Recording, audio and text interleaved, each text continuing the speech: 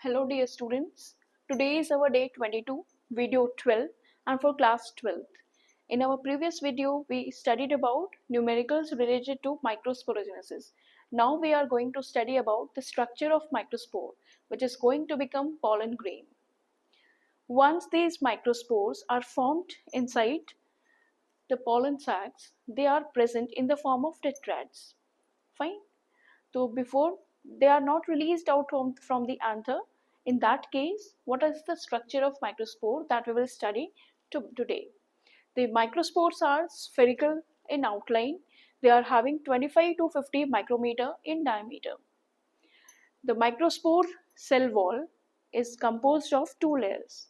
The outermost layer is known as exine and the innermost layer is known as intine. The outermost layer exine, it is made up of a chemical named as sporopollenin. It is made up of sporopollenin, and intine it is made up of cellulose and pectin. Exine, it's a discontinuous layer which surrounds the cytoplasm or the intine layer of pollen grain, or we can say simply microspore. And the intine is the continuous layer surrounding the cytoplasm of microspore. Fine. So exine, which as it is made up of sporopollenin, because of the presence of this sporopollenin, pollen grains or the microspores can be preserved through a method called cryopreservation.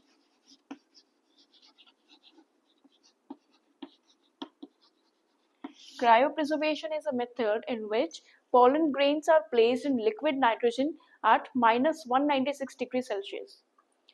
जहां पर हम इन pollens को store करते हैं सच banks, तो banks उनको हम कहते हैं पॉलन बैंक्स. ठीक है, प्रिजर्व करते हैं क्रायो प्रिजर्वेशन से. तो जो एक्साइन है, एक्साइन जो है वो डिसकंटिन्यूअस लेयर है जिसको फॉर्म करती है स्पोरोपोलिन. ठीक है, ये स्पोरोपोलिन ऐसा केमिकल है which can withstand high temperature, low temperature, any kind of acid, any kind of chemical or alkali.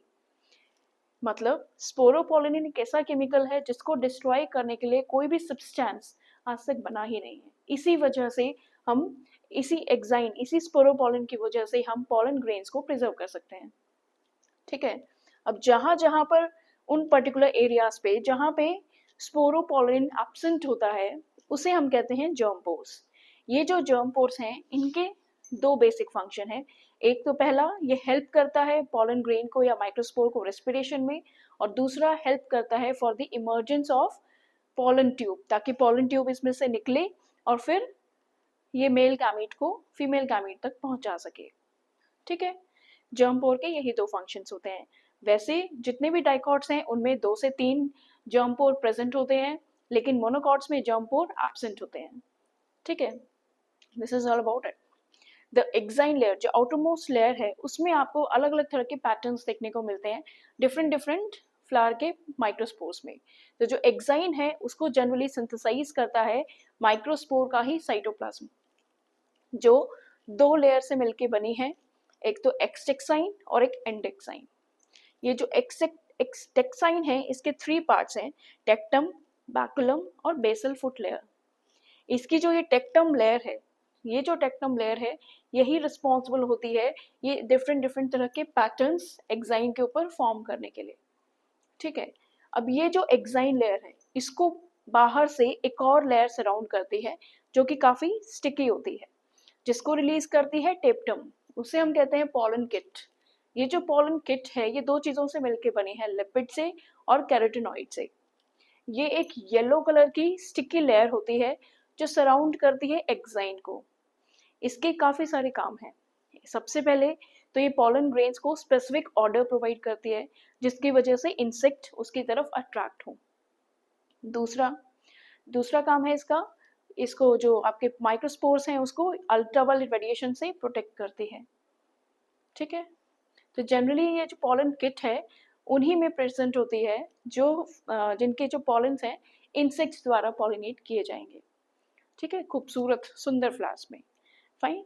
तो स्ट्रक्चर जो है माइक्रोस्पोर का, ये माइक्रोस्पोर कहाँ बनते हैं, माइक्रोस्पोरेंजियम में, उसी के अंदर प्रेजेंट हैं. तो इसके 2 वॉल लेयर्स होती हैं इसकी, एक्साइन और इंटाइन.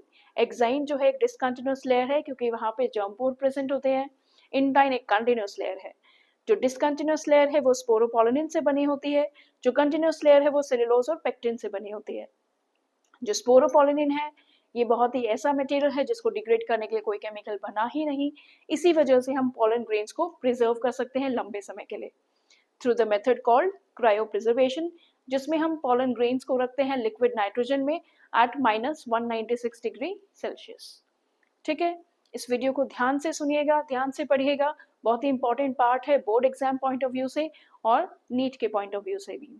इससे आपसे ये पर्टिकुलर एग्जाइन किससे बनी होती है, इसके जो एरे ऑफ पैटर्न्स हैं उसके लिए कौन सी लेयर रिस्पॉन्सिबल है। अगर आपको पर्टिकुलर टेक्टम नहीं भी है आपके पास ऑप्शन में, तो आपके पास ऑप्शन में आपको एग्जाइन मिलेगी, आप एग्जाइन पे टिक कर सकते हैं। ठीक है, तो this is all about structure of microscope. Thank you.